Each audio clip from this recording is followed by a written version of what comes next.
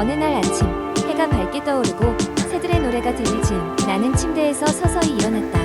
오늘은 일요일, 평소와는 다른 아침을 시작해보기로 결심한 날이다. 나는 스트레칭을 통해 몸을 리프레시하고 하루를 활기차게 시작하고 싶었다. 그리하여 올바른 아침 스트레칭 방법에 대해 배우고 실천해보기로 했다.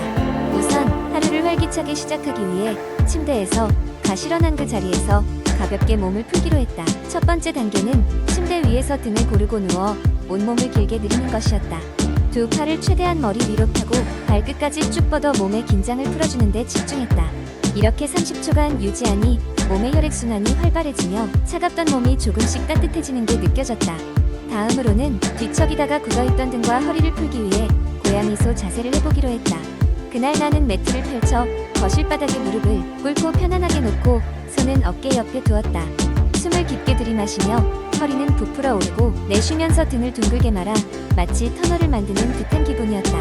이 간단한 동작이지만 몇 번 반복하니 등과 목의 긴장이 풀어지고 상쾌한 느낌이 들었다. 그러고 나서 나는 햇빛 가득한 베란다로 나가 앉았다. 서서 하는 전신 스트레칭으로 아침 스트레칭을 마무리하기로 했다. 발을 어깨 너비로 벌리고 서서 천천히 몸을 좌우로 돌리며 척추를 부드럽게 자극했다. 팔을 하늘로 높이 올려 채공하는 느낌으로 몸을 기울이며 기지개를 켰다. 숨을 깊이 천천히 들이마시고 내쉬며 몸 전체가 깨어나는 기분을 만끽했다.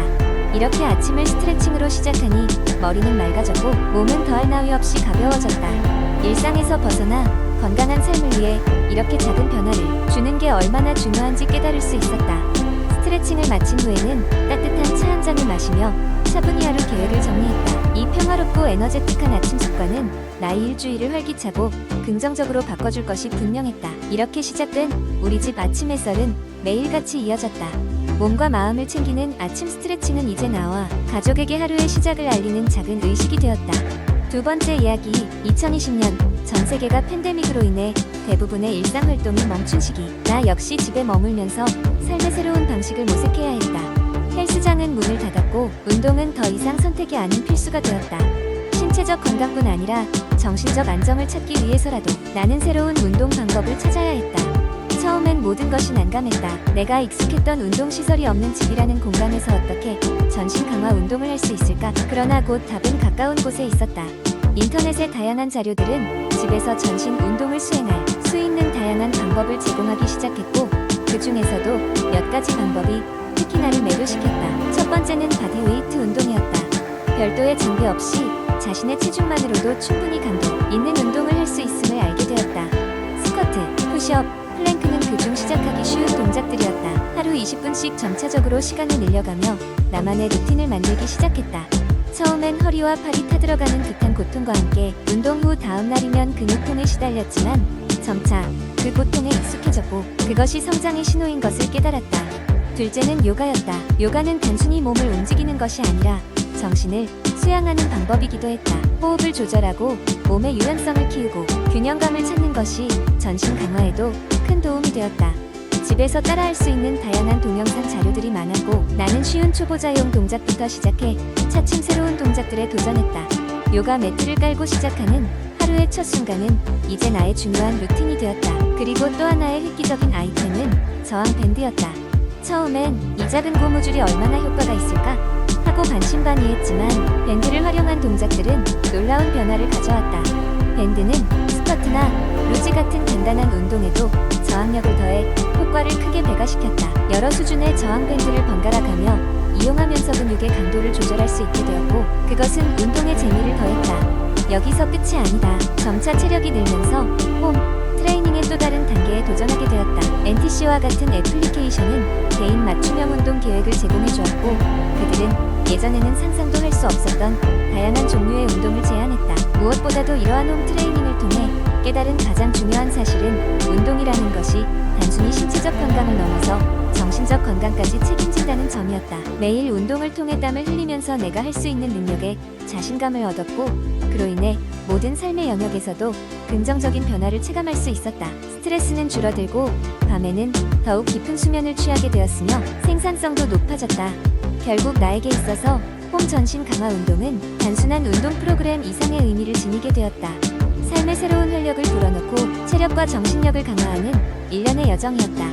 모든 것이 불확실한 시기에 이런 작은 루틴들이 나의 큰 변화를 이끄는데 핵심적인 역할을 했다.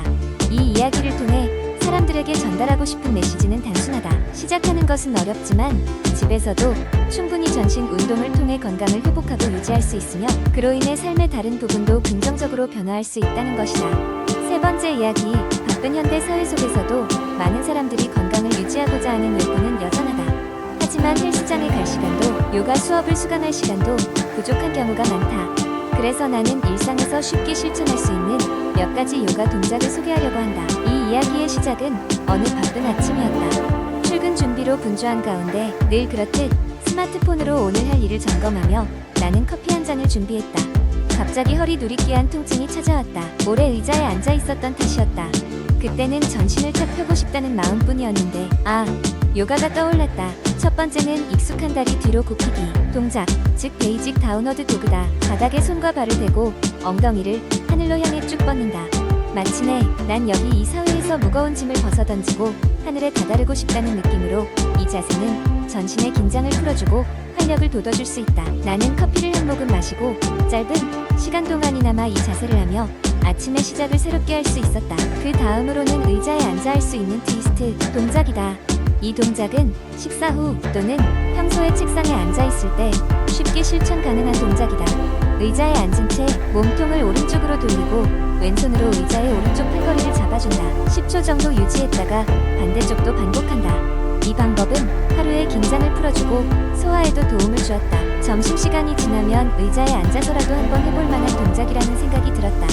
하루의 끝자락에는 브릿지 자세가 나의 피날레다. 등과 어깨를 바닥에 붙이고 무릎을 굽혀 발을 붙인 상태에서 엉덩이를 들어 올리는 동작이다. 이 동작은 하체 근육을 강화하고 내 생각과는 반대로 하루에 무거운 짐을 이겨내었다고 스스로를 돌보는 시간이 되었다. 일상 속에서 이러한 간단한 요가 동작들은 특별한 장소나 장비 없이도 내 몸과 마음을 돌볼 수 있는 좋은 방법이 되었다. 몸이 더 건강해지면 마음 역시 건강해진다는 사실을 다시금 깨달았다. 그리고 이러한 나의 작은 노력이 계속 이어져 쌓이니 어느덧 나는 새로운 습관을 갖게 되었다. 매일 아침, 점심, 저녁으로 자연스럽게 발길을 돌리고 한숨을 내쉬어보는 것만으로도 바쁜 나날 사이에서 나 자신을 잃지 않는 방법이 되었다. 꾸준한 작은 움직임이 가져오는 큰 평온과 활력, 그렇게 나의 일상 요가는 계속된다. 네 번째 이야기, 요즘 현대인들에게 수면 부족은 매우 흔한 문제가 되었습니다. 스마트폰, 컴퓨터, TV 등 다양한 디지털 기기의 사용은 우리의 자연스러운 수면 패턴을 방해하며 이에 따라 많은 사람이 수면의 질이 떨어지거나 수면 시간이 부족한 상태로 생활하고 있죠.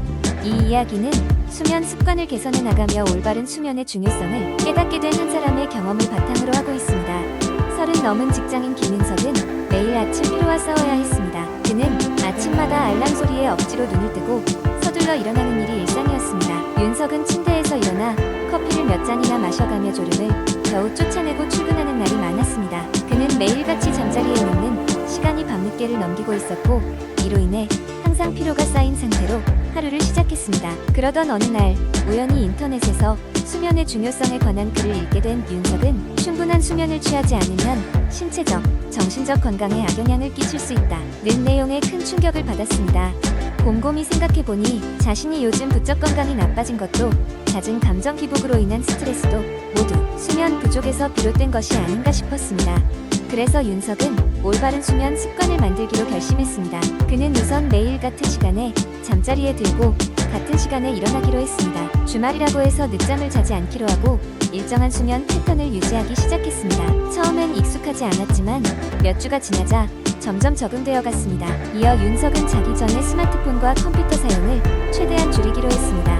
특히 자기 전 1시간은 스크린 타임을 피하고 대신 조용한 음악을 듣거나 책을 읽으며 휴식을 취했습니다. 이는 그가 보다 쉽게 잠들 수 있도록 도왔고 수면의 질도 눈에 띄게 올라갔습니다. 또한 그는 침실 환경도 개선했습니다. 침실은 완전히 어둡게 하고 시원한 온도에서 편안하게 잠들 수 있도록 조정했습니다. 침대와 침구를 보다 편안한 것으로 바꾸었고 소음을 차단하기 위해 귀마개도 사용했습니다. 시간이 지나면서 윤석은 이전보다 아침에 더 개운하게 일어날 수 있게 되었고 하루 종일 에너지를 유지하며 활력 넘치는 일상을 보낼 수 있게 되었습니다. 이런 변화를 통해 윤석은 올바른 수면 습관이 얼마나 중요한지를 몸소 깨닫게 되었습니다. 이제 윤석은 주변 친구와 가족들에게도 수면의 중요성과 자신의 변화를 말하며 올바른 수면 습관을 권장하고 있습니다. 그는 수면이 결코 매번 깎아내도 되는 사소한 것이 아니라 삶의 질을 높여주는 필수 요소임을 강조하지요. 윤석의 이러한 변화는 결국 주변 사람들에게도 긍정적인 영향을 끼치며 모두가